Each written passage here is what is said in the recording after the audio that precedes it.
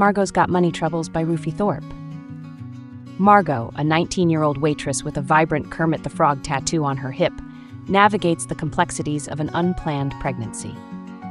The father is Mark, her charismatic yet married English professor, a man who captivated her with his unconventional lectures on narrative perspective and his penchant for green corduroy pants and Birkenstocks. Their affair, born in the sterile environment of academia, blossoms into a brief but intense connection, fueled by Mark's admiration for Margo's perceived wildness and her own naive fascination with his intellectual prowess. The news of the pregnancy is met with dismay by both Mark and Margo's mother, Cheyenne, a glamorous Bloomingdale's employee whose perfectly applied makeup and sheer black pantyhose belie the financial struggles of their lives. Despite their pressure, Margo defiantly chooses to keep the baby, a decision that marks a turning point in her life, severing her ties to Mark and setting her on a path of unexpected challenges. The arrival of Bodhi, a small but healthy baby boy, plunges Margo into the overwhelming realities of single motherhood. Cheyenne, though well-intentioned, proves a fickle source of support, her erratic behavior and obsession with poker stars offering little practical help. Margo's struggle to balance work with childcare leads to friction with her roommates, Kat the larger, a boisterous girl with a penchant for beanies, and Kat the smaller, whose frequent vomiting spells add to the general chaos of their shared apartment. Tessa, the owner of the restaurant where Margo works, initially sympathetic, eventually fires her due to the disruptions caused by her childcare woes and the awkward spectacle of a penis-shaped baby shower cake. Alone and desperate, Margo reaches out to her estranged father, Jinx, a professional wrestler whose infrequent visits during her childhood were shadowed by Cheyenne's unresolved emotions and Jinx's own mysterious absences. He now lives a quieter life, his wrestling career cut short by injuries, his large frame thinned, his shaved head giving him the appearance of a hairless cat. Jinx, however, remains silent, lost in his own struggles. Facing eviction, Margo swallows her pride and reaches out to Mark, only to be met with the cold pragmatism of his wealthy mother, Elizabeth. In exchange for silence and distance, Elizabeth offers Margo a financial lifeline, $15,000 and a $50,000 trust for Bodhi, a transaction that leaves Margo feeling both relieved and deeply compromised. As Margo adjusts to her new reality, her mother's life takes an unexpected turn. Cheyenne, caught in a cycle of longing for Jinx, finds solace in the predictable affections of Kenny, a religious, retired math teacher with a penchant for order and a surprising love of musicals. Margo, dragged along to an awkward dinner at Applebee's, witnesses Kenny's earnest proposal to Cheyenne, a moment of unexpected tenderness amidst the backdrop of plastic menus and mediocre food. The prospect of Kenny as a stepfather fills Margo with a sense of unease, a premonition of strained family dynamics.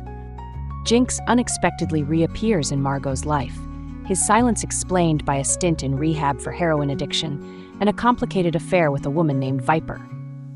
Now clean and sporting a teal-lettered t-shirt, a stark contrast to his usual all-black wrestler attire, Jinx offers to move in as a roommate. Margo, cautiously optimistic, welcomes him into their chaotic household.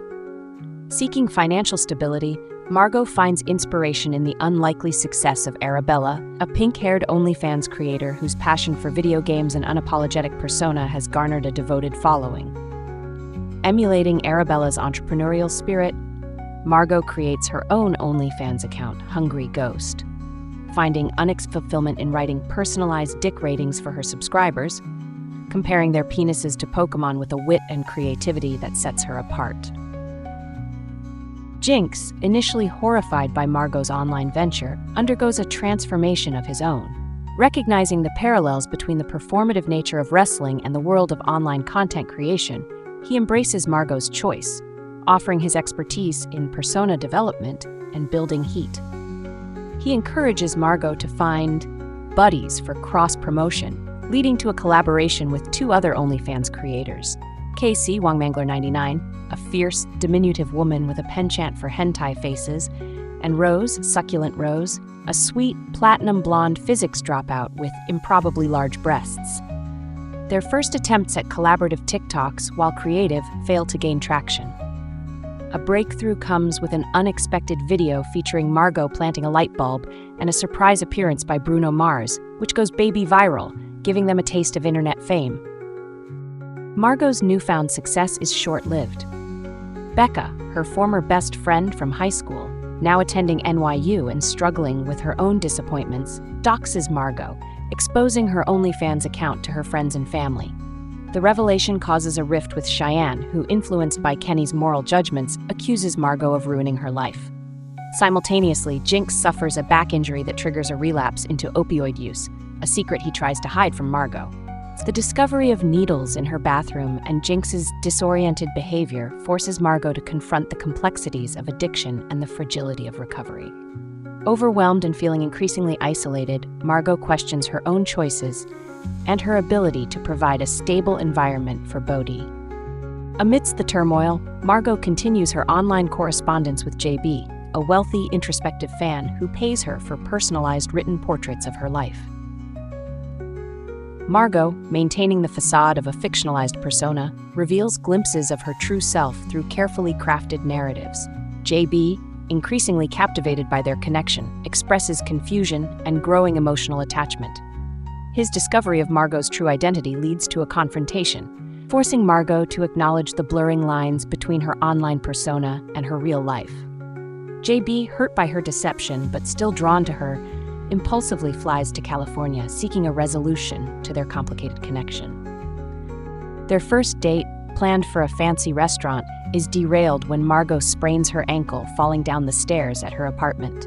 They retreat to JB's extravagant haunted mansion Airbnb, a bizarre space filled with velvet furniture, creepy portraits, and a surprisingly ordinary hot tub. Over a feast of chicken wings, JB confesses his own disillusionment with his life and work, expressing a desire to find a way to maintain their connection despite the challenges. Their evening culminates in a passionate encounter, a moment of unexpected intimacy and vulnerability. The morning after, Margo's newfound happiness is shattered by a frantic call from Jinx. Child Protective Services, alerted by an anonymous complaint filed by Kenny, has arrived for an unannounced home visit. Maribel, the CPS agent armed with knowledge of Margo's OnlyFans account and Jinx's positive drug test, questions Margo's fitness as a parent. Margo, fearing the imminent loss of Bodhi, desperately tries to control the narrative, presenting a carefully curated image of a competent and caring mother. She deftly deflects Maribel's inquiries, emphasizing her financial stability and Bodhi's well-being. Jinx's positive drug test for opiates adds another layer of complexity to the situation. Maribel demands a hair follicle test from Margo, knowing it will reveal her recent mushroom use. Margo, coached by her lawyer Ward, initially refuses the test, demanding a warrant. Maribel uses Margo's refusal to imply guilt, prompting Margo to unveil a meticulously prepared binder containing legal research, case law precedents, and a letter from Ward outlining Maribel's illegal entry and threats. Maribel, realizing her legal vulnerability, backs down and closes the case, leaving Margo shaken but triumphant. In the aftermath of the CPS visit, JB, unaware of the near catastrophe, reveals his business proposition. Recognizing Margo's talent for storytelling and his own expertise in data analysis, he proposes they start a consulting company, Ghost Inc., catering to OnlyFans creators. They would offer data-driven insights, persona development, and even script writing services, taking a percentage of their clients' earnings. Margo, initially hesitant, embraces the idea, seeing the potential to empower other sex workers and build a legitimate business. JB, however, grapples with the ethical complexities of profiting from the often exploitative world of online content creation. As Margo embarks on this new venture, she confronts the lingering judgments and societal stigmas surrounding sex work and addiction. She reconciles with Cheyenne, recognizing her mother's own vulnerabilities and the limitations of their shared past. She strengthens her bond with Jinx, supporting his recovery and navigating the challenges of their unconventional family dynamic. Most importantly, Margo finds solace and purpose in her unwavering love for Bodhi, realizing that motherhood, far from being a limitation, has become her greatest source of strength and resilience. The novel concludes with Margo and JB solidifying their partnership, poised to disrupt the online content creation landscape, ready to navigate the ethical ambiguities and the immense potential of their new venture. Margo, no longer defined by the labels others have placed upon her, embraces her multifaceted identity, mother, creator, entrepreneur, and sets out to write her own story, a story of resilience, defiance, and unexpected love. If you enjoyed this book breakdown, please consider liking this video and subscribing to get notified when we post our next book.